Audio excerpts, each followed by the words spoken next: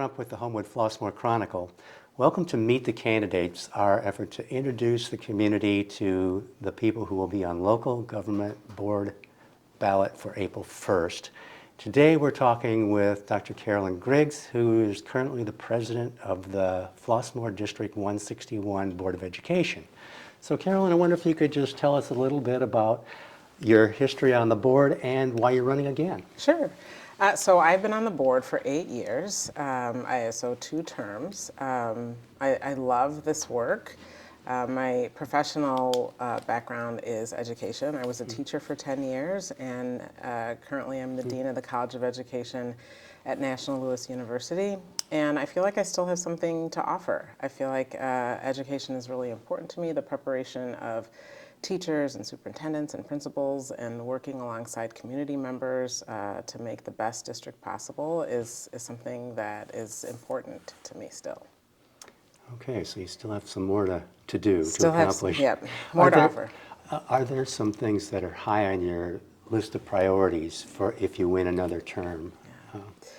Yeah, there's a couple of things that are really important to me and work that is kind of ongoing now within the district. I think we're finding that we still are struggling a bit with an achievement gap amongst various populations of students, and I am committed to really identifying ways to make sure that all students succeed, that we differentiate instruction in a way that students are prepared to go from one grade to the next.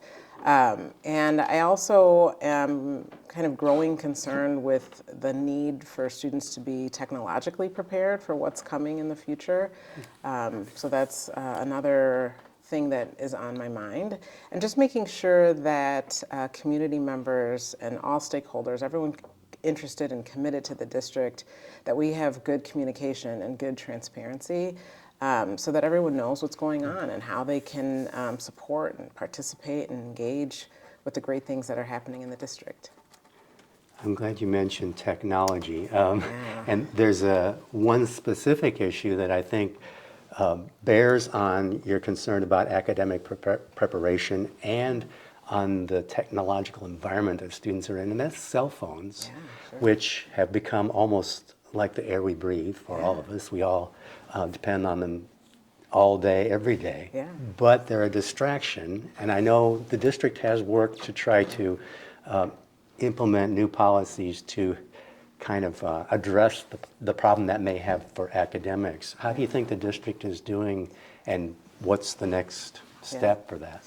Yeah, so I think we've seen a lot of benefits to reducing cell phone use in our buildings. I actually think we were one of the first school districts in Illinois to use like the Yonder bags to diminish the amount of use that students or access that students had to their cell phones. And I think it's helping. I think it's helping students to engage more with one another, to engage in their teachers in a different way. I think it's minimized distractions. I think it's provided an opportunity for us to sit back and think deeply about what students need in terms of being socially appropriate and developing emotional intelligence when it comes to interacting with students, which all impacts their ability to attend and engage in the academic work that they're here for on a daily basis. You also mentioned that one of your concerns is with transparency and community involvement, and the issue of cell phones may be another specific case of that. I know some people were really skeptical about that policy. How has that played out in terms of how the community is adapting, the parents and students? I think honestly parents are grateful that they know that their children are in a space where it's expected that cell phones are not in use. I think as parents, I have 4 kids, they're older, they're all graduates of the district, but I think we're finding that even them, from time to time, feel the sense of relief for not being directly connected to their cell phone. So I think the community is in support. I think as parents, we're all kind of scratching our heads, though. How do we make sure that our student, like if a student is left for pickup, that they're able to contact, a parent or a caregiver that's coming to pick them up? And so there are still questions that we need to figure out. This is why it's really important for us to stay connected with community members, to hear how our initiative's going and what we can do to improve upon what we're doing. Okay. Another issue that is implicated in community relations and communication has to do with like the property tax issue. I mean, schools are dependent on property taxes Yeah. to run. Yes. But people in our area have been slammed by increasing property tax assessments. And so I know you guys are kind of in a bind in terms of how to help the community deal with that situation. We want good education, got to pay for it. Right. Can't afford our bills Yeah. Yeah. to the treasurer. So what is your strategy looking like going forward for helping the community deal with that issue? So I think one of the things is something that you said that's really important, is being as transparent as possible. You know, what are we doing with taxes? What are we doing with the money that we're collecting? And then really helping taxpayers have a greater understanding of the process, that we're not the only tax base in this community. We also have high schools, we have other elementary schools, depending on where you live. And so just really helping to inform and educate our taxpayers. And also just to be transparent about, like I said, how we're using their money and how it's impacting the schools, making sure that we're inviting especially people who don't have children or are not directly connected to schools, making sure that they have opportunities to come to open houses or to feel invited and a part of this community, just so that they can understand the benefit of having really great schools and well-prepared students. I think that is the biggest challenge. You just mentioned the people who don't have kids in school. People who do get regular communication from the district. Yeah. What do you think? I wondered if you had any fresh ideas for how to reach the people who aren't in the school family directly, especially with things like budgets. I mean, budgets are not exciting documents. Yeah, right? yeah. Sometimes we get people to come to the budget meeting, and sometimes we don't get not even a single person. I mean, we do publish the information in the Chronicle. We do send out newsletters to everyone that is has address that's within our borders. We have a community engagement committee that is working really hard to creatively think about ways to make sure that we're connecting every single person. We've invited people that have come to meetings from time to time that do not have children. We've invited them to some of our committee meetings just to let them know that this is an opportunity for them to serve and to help and be involved. Okay, great. We'll continue doing that.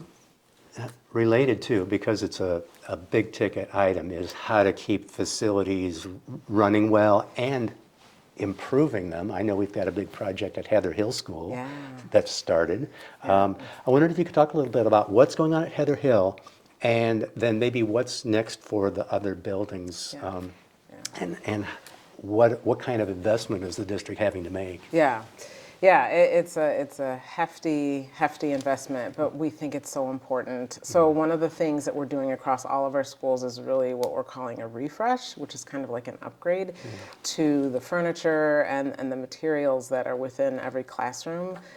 Even looking at the type of technology that is accessible to all of the schools and all of the students. At Heather Hill in particular, we just had the groundbreaking last week, which is so exciting. But we are relocating and adjusting the office entrance, and we are just making sure that all of our schools are safe, that parents know how to access the key areas of the building, and they know how to get in safely and how their students get in and out safely. But essentially, we're really, we want to just make sure that every school has the best opportunity to function well. And so when we looked at each school, we kind of did an assessment, if you will, and we're making the changes that are necessary school by school. But then we're doing the general upkeep things that we do, making sure the blacktop and that the gardens are weeded and all of those types of things. But then we also took a hard look at our playgrounds, which is a critical space. It's part of the learning environment for our students, and so we made sure that you might have noticed that some of the playgrounds have already been retouched and redone, and we'll continue to do that. It was past time. Our buildings are getting older, and we really want kids to come in and be excited and feel good about the environment. Okay. I wondered if you could talk a little bit more specific to give people an idea of what you have to do to buildings to make them safer. Heather Hill was redesigned or changed the layout in order to improve safety. What did you do there to Yeah, so we had to make sure that the entrance, that the way that students enter and exit the building is kind of in one direction, if you will. But we also had to make sure that the main office area when you walk in allows for, I guess the best way for me to say it, allows for the people in the office to know who's coming in, and just to make sure that we don't have anyone that shouldn't be there, and that parents have access and feel welcomed, but at the same time making sure that only the people who belong there are there. Yeah, before wasn't the office was like in the middle of the building or That's something? right. And so you kind of have to go far before you actually, Yeah, that connect with somebody. So that's a way of Yeah. rearranging to respond to new conditions, right? Yeah.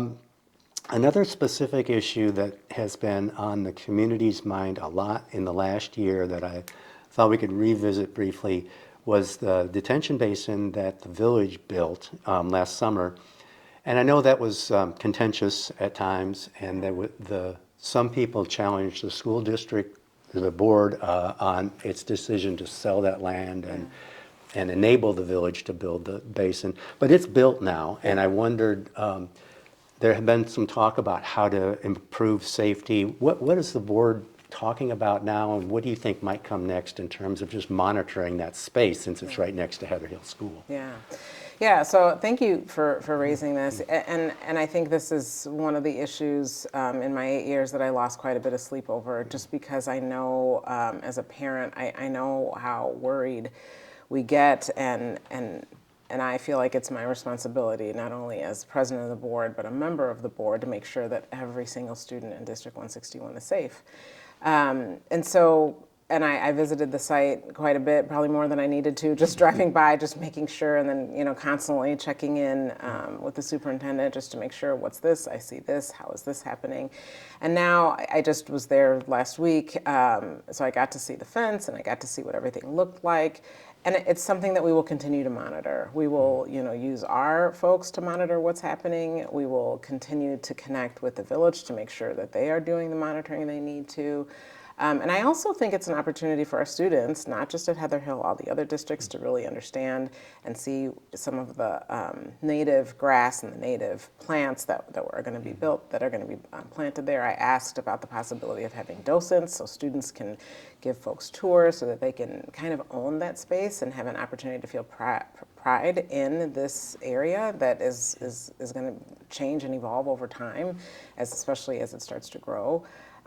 So I'm excited about the responsibility. We are very clear that we are just as responsible as the village in terms of making sure that our students are safe, because they are playing in that area. Yeah, okay, thank you. Yeah. Well, we've covered a few big issues, kind of common issues that face school boards all the time. Are there things that you're concerned about and looking forward to working on that we haven't addressed, that you think the community really needs to know about, what you would bring to the board? Yeah, so I continue to think a lot about early childhood education and how we can make sure that we are providing a foundation for our families with our youngest children, from the time a baby is born and to a time a child leaves our district. I feel like it's our responsibility to make sure that we're providing services. So that's something that's on my mind. How can we make sure that we have the most robust early childhood preparation for our students, and is there anything else that we need to do? I mentioned technology again. I have, like I said, my two oldest boys are computer science majors, and they graduated from 161 from Parker, and they are constantly telling me, Mom, make sure that you focus on technology. Make sure that every student that leaves there is ready and understands artificial intelligence, generative AI, and just how to leverage technology. So that's constantly in my mind. I have two that are at Homewood-Flossmoor High School, a junior and a senior, and they talk a lot about mental health. Like, they talk about, Mom, what are you doing to make sure that teachers are okay? Sometimes I walk into my classroom and I feel like my teacher's sad, and what should I do in that instance? And so that's also on my mind, making sure that our teachers are emotionally safe, that they feel supported, that they are also excited about continuing to be a part of this community, our principals. I worry about our superintendent. I just want to make sure that people are in their best possible position to be successful and to collaborate, with parents, with caregivers, and with students. Do you think some of the mental health challenges that everyone's facing now, is that still fallout from the pandemic that we endured? I think it's part of it. Yeah. Yeah. I think we will see the impact of the pandemic for a long time. Yeah. I think it raised awareness to how important it is for us to successfully communicate with other people. And I think maybe we hadn't been doing that so well. So that's definitely on my mind too. Okay, terrific. Well, thank you so much for joining us today. We appreciate your taking the time to help us understand where you're coming from and what you would bring if you are reelected. Thank you so much. I appreciate it. Okay.